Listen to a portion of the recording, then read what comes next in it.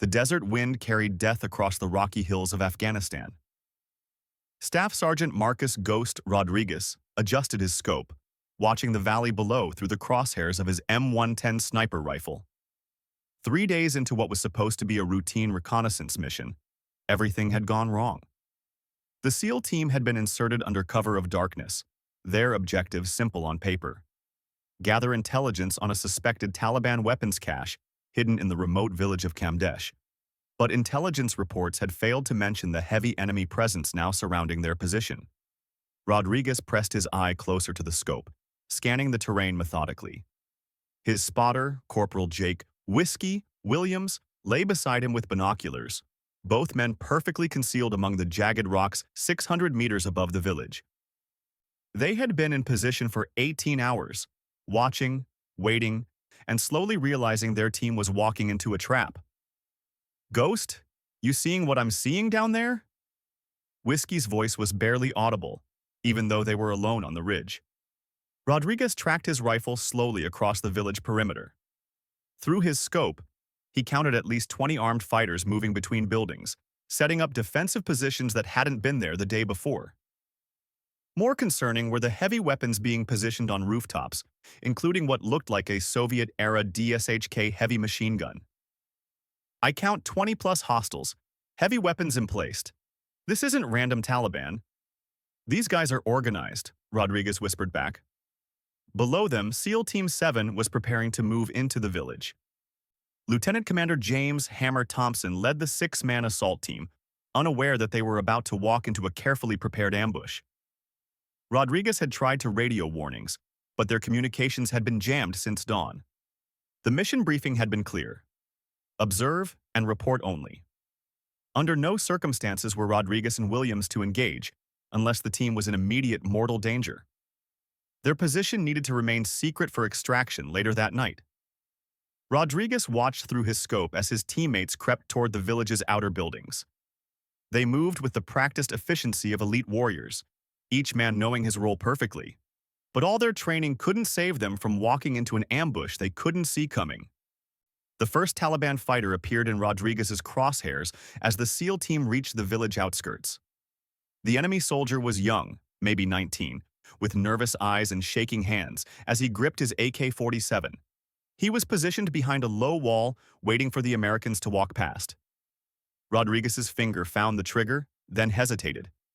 His orders were explicit: maintain concealment, observe only. Engaging would reveal their position and compromise the mission, but watching his brothers walk into a trap went against every instinct he possessed. "Ghost, they're about to get lit up down there." Whiskey's voice carried urgency. Through his scope, Rodriguez could see the Taliban fighters shifting positions, preparing to spring their trap. The DSHK machine gun was being traversed to cover the main street where the SEAL team would have to advance. At least 15 fighters had positioned themselves in a classic L-shaped ambush formation. Lieutenant Commander Thompson raised his hand, signaling his team to advance toward the suspected weapons cache location. Rodriguez watched in horror as his teammates moved deeper into the kill zone, completely unaware of the enemy forces surrounding them. The young Taliban fighter in Rodriguez's crosshairs was now aiming his rifle directly at Petty Officer Martinez, the team's point man. Rodriguez could see the tension in the enemy soldier's body language. He was about to fire. Time slowed to a crawl. Rodriguez had perhaps 2 seconds to make a decision that would define the rest of his military career: follow orders and watch his brothers die, or defy direct commands and save their lives. The choice was no choice at all. Rodriguez's fingers squeezed the trigger with practiced smoothness. The suppressed rifle coughed quietly, and through his scope, he watched the young Taliban fighter crumple behind the wall. The subsonic round had struck him center mass, killing him instantly and silently. "Contact down," Rodriguez whispered, already acquiring his next target. Whiskey was frantically trying to raise the SEAL team on radio, hoping to break through the jamming with their more powerful equipment. "Hammer 7, this is Overwatch. You have multiple hostiles surrounding your position. Break contact immediately." The radio crackled with static, but no response came through. Rodriguez had already identified his second target: the machine gun crew setting up the DSHK on a rooftop overlooking the main street. These men were older, more experienced. Their movements showed the confidence of veterans who had survived many battles. The gunner was adjusting the weapon's elevation when Rodriguez's second shot found its mark. The man collapsed over his weapon, and his loader looked around in confusion, unable to identify where the shot had come from. "Two down," Rodriguez reported, swinging his rifle toward a group of fighters positioned near the building where intelligence suggested the weapons cache was hidden. Below in the village, the SEAL team continued their advance, still unaware they were walking through a carefully orchestrated ambush. Rodriguez could see Lieutenant Commander Thompson checking his GPS, confirming their approach to the target building. A Taliban fighter emerged from a doorway directly ahead of the team, RPG launcher shouldered and ready to fire. The range was less than 50 meters, close enough that missing would be impossible, and the warhead would kill or maim the entire team. Rodriguez didn't hesitate. His third shot took the RPG gunner down before he could acquire his target. The rocket launcher clattered to the ground, its operator dead, before he realized he was under attack. "This is getting hot, Ghost," Whiskey observed, scanning the village for additional threats. "You've stirred up the hornet's nest." The remaining Taliban fighters were beginning to realize they were taking casualties from an unseen enemy. Rodriguez could see them looking around nervously, trying to identify the source of the precise shots that were eliminating their comrades. One fighter pointed toward the ridge where Rodriguez and Williams were concealed. He was shouting to his companions, gesturing frantically in their direction. Through his scope, Rodriguez could read the man's lips forming Arabic words. "They're starting to figure out our position," Rodriguez said, settling his crosshairs on the fighter who had spotted them. His fourth shot silenced the man permanently, but the damage was done. Other fighters had heard his warning and were beginning to scan the ridgeline with binoculars and rifle scopes. In the village below, the SEAL team had finally reached their objective building. Rodriguez watched Lieutenant Commander Thompson signal his men to stack up for entry. They were still completely unaware of the danger surrounding them. Rodriguez continued his deadly work, methodically eliminating threats before they could engage his teammates. His fifth target was a sniper, positioned in a minaret, rifle trained on the building where the SEAL team was preparing to breach. The sixth was a fighter with a radio who was likely coordinating the ambush. Each shot was perfectly placed, each kill clean and silent. But Rodriguez knew he was fighting a losing battle. For every enemy he eliminated, two more seemed to appear from buildings and hiding places throughout the village. "Ghost, we've got vehicles approaching from the north," Whiskey reported, his binoculars trained on a dust cloud moving toward the village. Through his scope, Rodriguez could see 3 pickup trucks loaded with armed fighters racing toward Kamdesh. Reinforcements were arriving, and the situation was about to become significantly worse. Inside the target building, the SEAL team had located the weapons cache. Rodriguez could see them through windows, working quickly to document the find and prepare demolition charges. They were professionals doing their job, but they had no idea that time was running out. Rodriguez shifted his aim to the approaching vehicles. At this range, he could disable the trucks, but probably couldn't eliminate all the fighters before they reached cover in the village. Once they dismounted, the odds would shift dramatically against the SEAL team. The lead truck was now close enough that Rodriguez could see the fighters in the back, their weapons ready for immediate action. He estimated at least 12 additional enemy combatants approaching, armed with assault rifles and what appeared to be another RPG. "Whiskey, we need to warn them now," Rodriguez said, continuing to track targets through his scope. His spotter was still trying to break through the radio jamming. Hammer 7, this is Overwatch. You have reinforcements approaching from the north, multiple vehicles with heavy weapons." Static answered them. Rodriguez made a decision that would haunt him for the rest of his life. He adjusted his aim and put a round through the lead truck's engine block. The vehicle lurched to a stop in a cloud of steam and smoke, but the fighters immediately began dismounting and taking cover. His 8th and 9th shots took down 2 fighters before they could reach adequate cover, but the rest were now spread out and advancing on foot toward the village. The element of surprise was completely lost.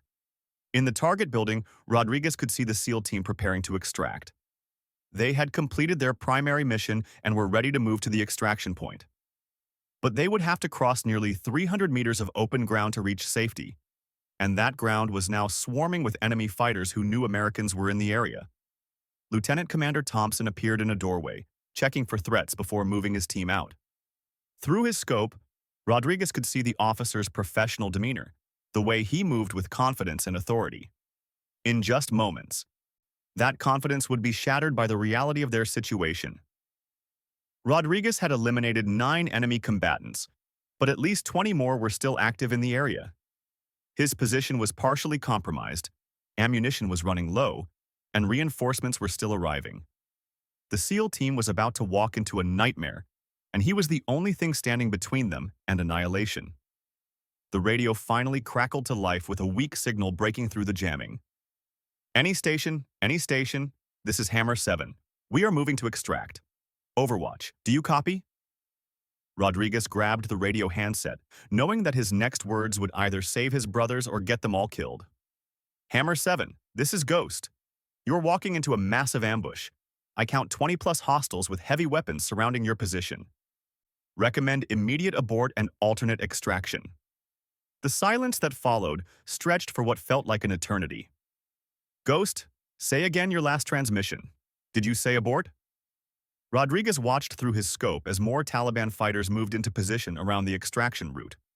The trap was closing and time was running out. Confirmed, Hammer 7. You have hostiles in buildings, on rooftops, and approaching from the north. I have engaged multiple targets but cannot eliminate them all. You need to find alternate extraction immediately. Through his scope, Rodriguez could see Lieutenant Commander Thompson processing this information, his tactical mind working through the implications. The officer's training told him to trust his overwatch, but abort procedures would complicate everything. A Taliban fighter appeared on a rooftop directly overlooking the building where the SEAL team was positioned. Rodriguez's 10th shot dropped him before he could signal his companions, but the noise of the body hitting the roof would eventually draw attention. Ghost, we need to extract now. Intel says Taliban reinforcements are moving toward this area in significant numbers. Thompson's voice carried the weight of command decision. Rodriguez continued scanning for threats, his scope moving methodically across the village. 3 more fighters were moving through an alley that would bring them directly behind the SEAL team's position. He eliminated 2 with quick succession shots, but the third disappeared into a building. Hammer 7, you have 1 hostile who reached cover in the building to your south. I cannot get eyes on him from this position. The situation was deteriorating rapidly, and Rodriguez knew that his defiance of orders had created consequences that would ripple far beyond this single mission. Through his scope, he watched his teammates prepare for what would become the fight of their lives. Lieutenant Commander Thompson made his decision in the span of 3 heartbeats. Trust the ghost sniper who had been watching their backs, or follow the original extraction plan.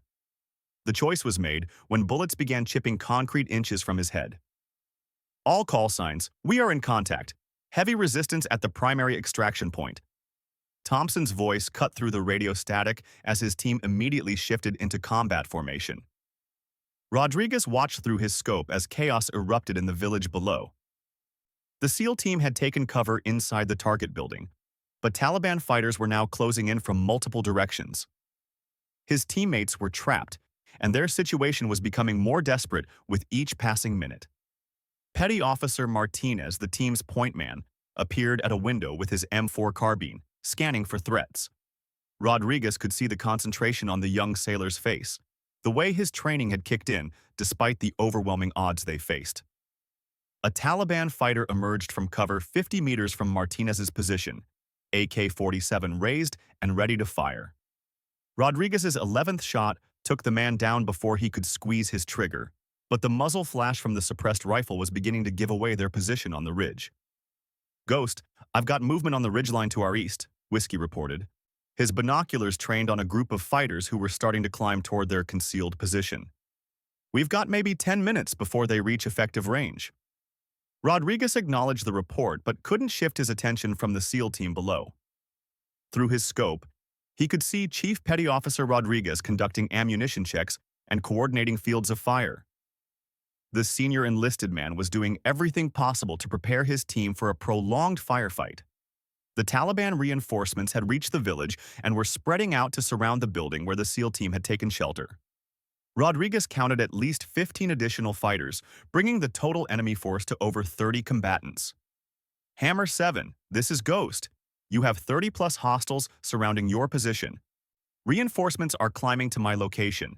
Estimate 10 minutes before my position is compromised. Thompson's response came immediately. Ghost, break contact and extract to alternate position. We'll handle the situation from here. Rodriguez almost laughed at the absurdity of the order. Break contact and leave his teammates to face impossible odds? The suggestion went against everything he believed about brotherhood, loyalty, and the SEAL code that left no man behind.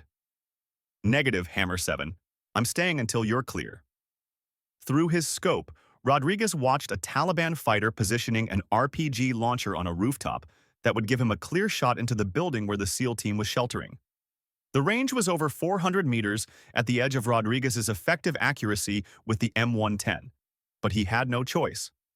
He adjusted for wind and elevation, controlled his breathing, and squeezed the trigger. The shot was perfect, striking the RPG gunner's center mass and sending him tumbling from the rooftop. The rocket launcher clattered into the alley below, useless.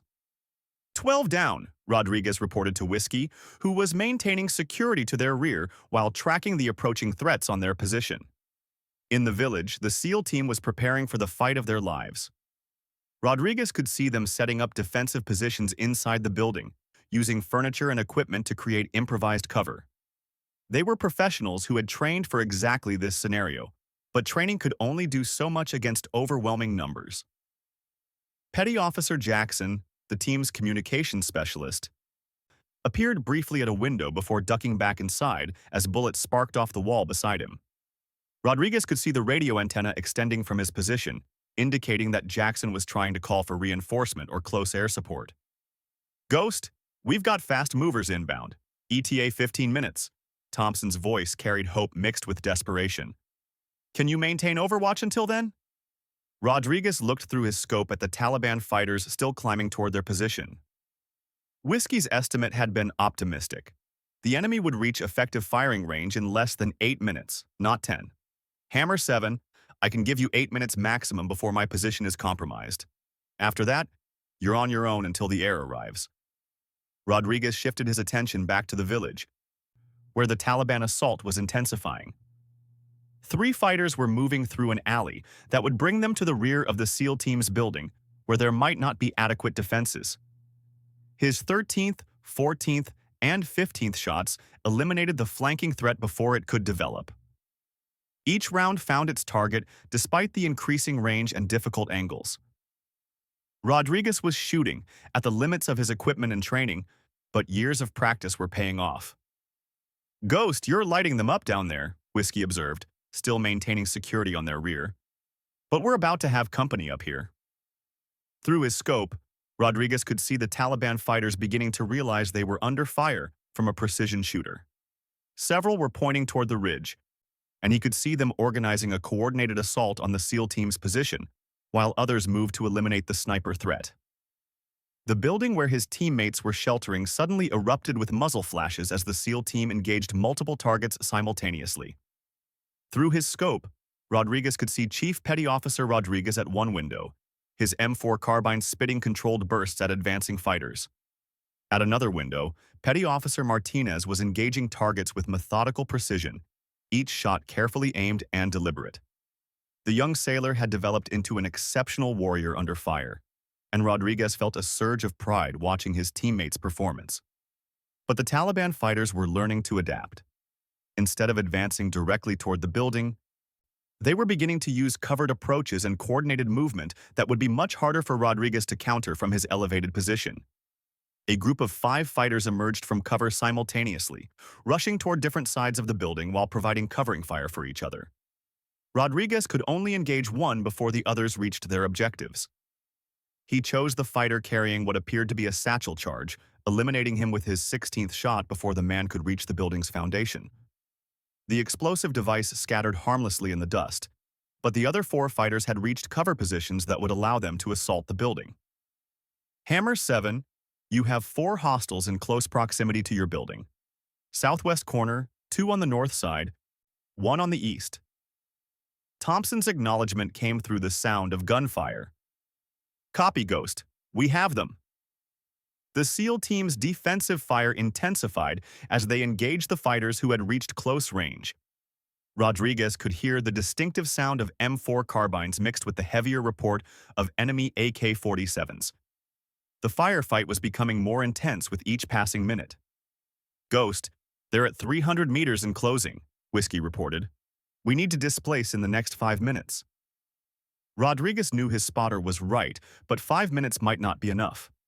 Through his scope, he could see more Taliban fighters moving toward the SEAL team's position, and the air support was still 10 minutes away. A Taliban fighter appeared on a rooftop with a clear line of sight into the building where the SEAL team was fighting. Rodriguez's 17th shot dropped the man before he could take advantage of his elevated position. In the building below, Rodriguez could see Petty Officer Thompson working to treat what appeared to be a wounded teammate. The platoon medic was performing his duties under fire, showing the kind of courage and dedication that defined Special Operations Forces. The Taliban assault was becoming more organized and sophisticated. Instead of individual fighters advancing randomly, Rodriguez could see them moving in coordinated teams with covering fire and tactical communication. These weren't random insurgents. They were experienced fighters who knew how to conduct complex operations. "Ghost, fast movers are 5 minutes out." Thompson's voice carried exhaustion and stress. "We need to mark our position for close air support." Rodriguez watched through his scope as a red smoke grenade arced from the building where the SEAL team was positioned. The smoke would help the incoming aircraft identify friendly positions, but it would also confirm the team's location for every Taliban fighter in the area. A Taliban commander appeared in an alley, coordinating the movements of his fighters with hand signals and shouted orders. Rodriguez could see the man's authority in the way other fighters responded to his directions. The 18th shot eliminated the commander, creating immediate confusion among the Taliban ranks. Without central coordination, their assault began to lose cohesion, with different groups of fighters operating independently rather than as a coordinated force. "Whiskey, how much time do we have?" Rodriguez asked, continuing to scan for targets through his scope. 2 minutes, maybe 3. They're moving fast, and they're angry. Rodriguez could hear the sound of approaching Taliban fighters climbing the rocky slope behind their position. Their voices carried on the wind, along with the metallic sounds of weapons and equipment. The enemy knew approximately where the sniper was located and was committed to eliminating the threat. In the village below, the intensity of the firefight was reaching a crescendo. Rodriguez could see muzzle flashes from multiple positions as the SEAL team engaged threats from all directions. They were outnumbered at least 5-1, but their superior training and equipment were keeping them alive.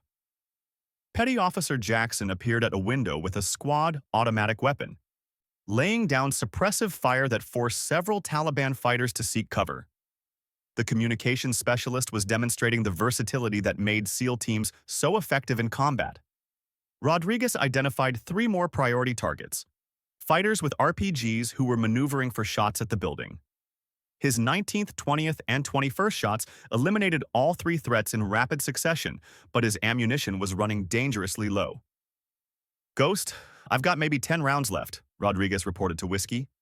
"Then make them count, because we're about to get busy up here." The sound of jet engines suddenly filled the valley as 2 F-16 Fighting Falcons appeared overhead. The cavalry had arrived, but Rodriguez's job wasn't finished.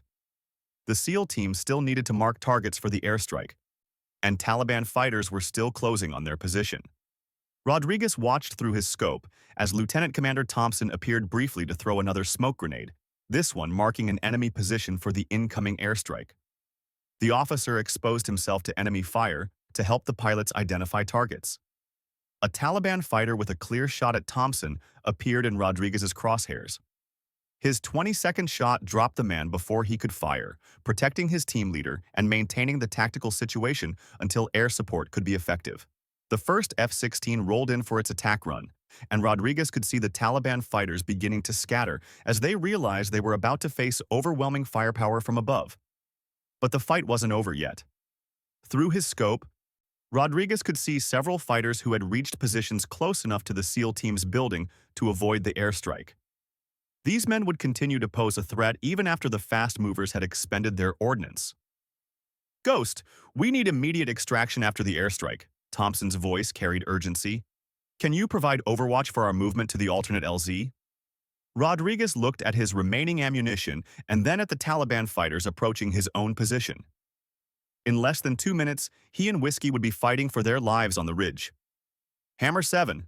I'll do what I can, but my position is about to be overrun. The sound of the first airstrike shook the valley as 500-pound bombs found their targets among the Taliban positions.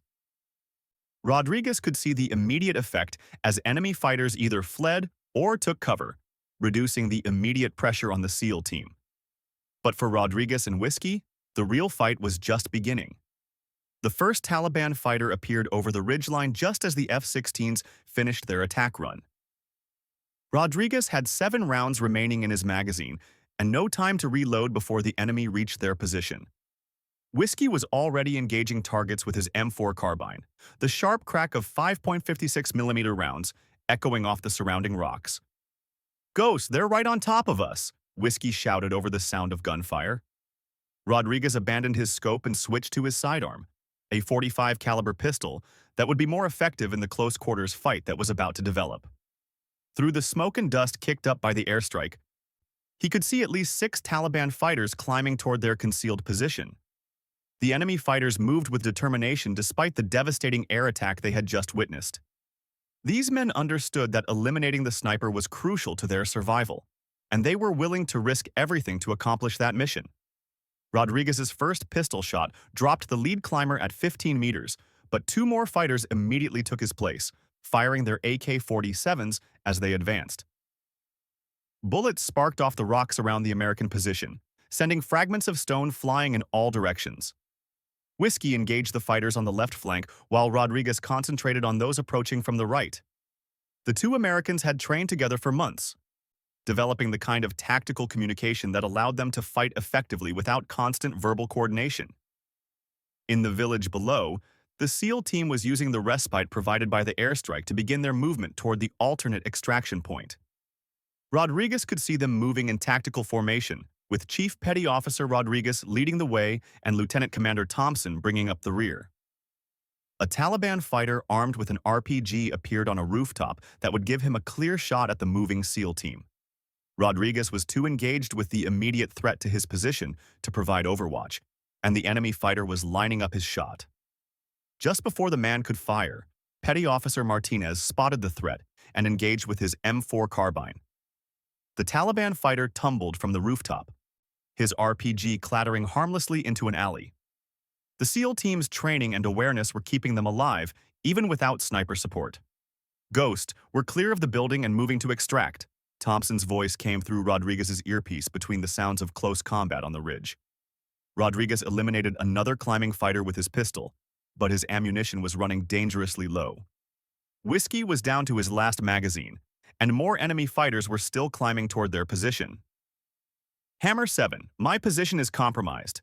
Cannot provide overwatch for your movement," Rodriguez reported while reloading his pistol with his last magazine. The Taliban fighters had reached effective range and were now firing accurate bursts that forced the 2 Americans to keep their heads down. Rodriguez could hear bullets passing close overhead, their supersonic cracks indicating near misses that could have been fatal. One fighter had worked his way to within 10 meters of their position, using the rocky terrain for concealment as he approached. Rodriguez spotted the man's muzzle emerging from behind a boulder and put 2 rounds center mass before the enemy could fire. "Ghost, we need you to break contact and extract to the alternate position," Thompson ordered over the radio. Rodriguez almost laughed at the impossibility of the situation. Breaking contact required the ability to move, and the Taliban fighters had them pinned down effectively. Any attempt to withdraw would expose them to devastating fire from multiple directions.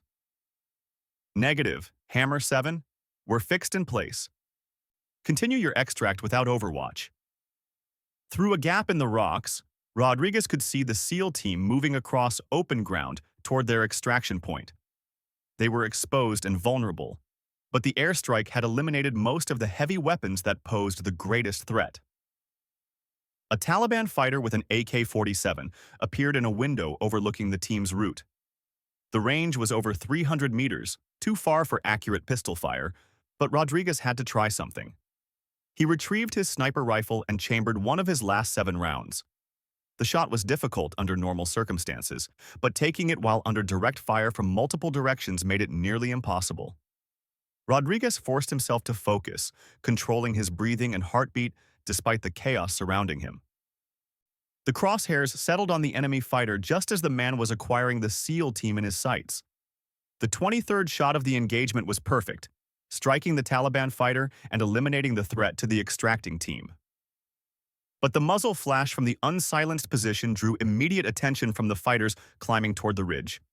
"There! The sniper is there!" Rodriguez heard the shout in Arabic, followed by a concentrated volley of fire directed at their exact position. Whiskey grunted and rolled behind cover, blood streaming from a graze on his left arm. The wound wasn't serious, but it demonstrated how close the enemy had come to eliminating both Americans. "How bad?" Rodriguez asked while engaging another climbing fighter with his pistol. "Just a scratch. Keep shooting," Whiskey replied, applying pressure to the wound with one hand while firing his carbine with the other. In the valley below, the SEAL team had reached a covered position that would allow them to wait safely for helicopter extraction. Rodriguez could see them setting up a defensive perimeter while Petty Officer Jackson established communication with the incoming aircraft. The immediate threat to his teammates was over, but Rodriguez and Whiskey were still fighting for their lives against overwhelming odds. 3 Taliban fighters remained active on the ridge, and more were likely climbing from other directions. Rodriguez made a tactical decision that would define the rest of the engagement. Instead of continuing to fight defensively, he would take the initiative and attack the enemy positions before they could coordinate their final assault. "Whiskey, when I move, lay down covering fire on the left flank," Rodriguez ordered. Before his spotter could object to the risky plan, Rodriguez was moving. He emerged from cover with his pistol extended, engaging the nearest Taliban fighter while advancing toward better tactical position. The enemy fighter was surprised by the sudden aggression and hesitated just long enough for Rodriguez to put 2 rounds in his chest. The man dropped his weapon and fell backward down the rocky slope.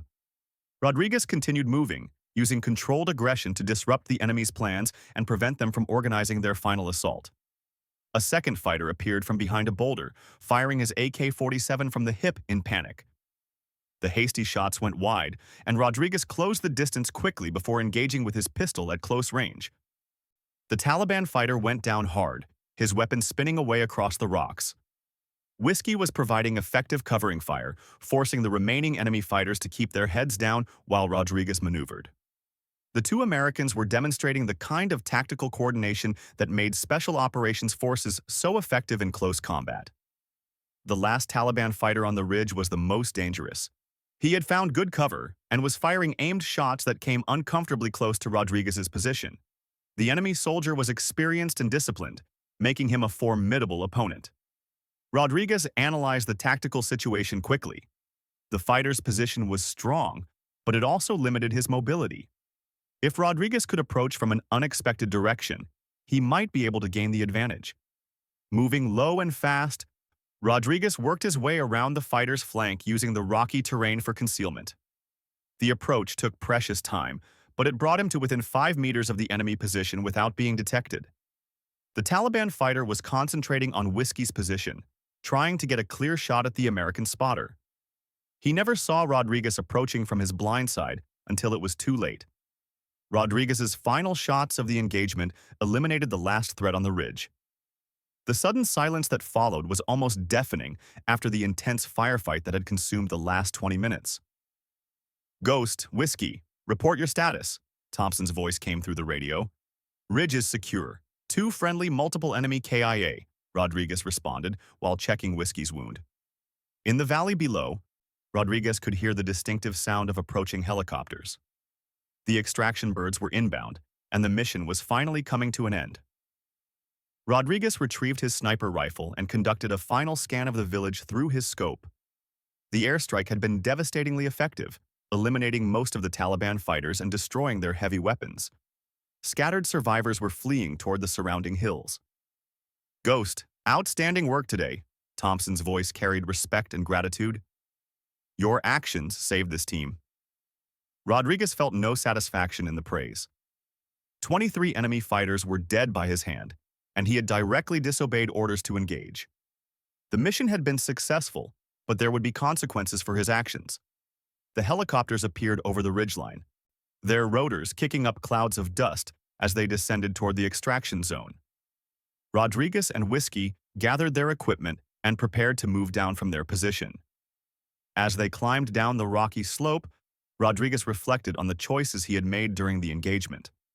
Following orders would have meant watching his teammates walk into an ambush that would likely have killed them all.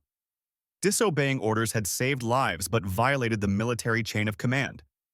The SEAL team was already loading onto the first helicopter when Rodriguez and Whiskey reached the landing zone.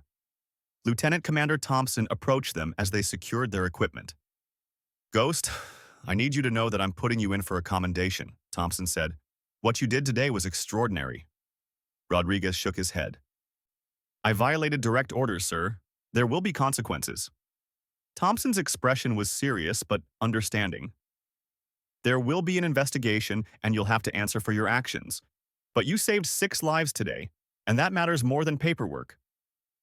As the helicopter lifted off from the valley floor, Rodriguez looked back at the village where the firefight had taken place.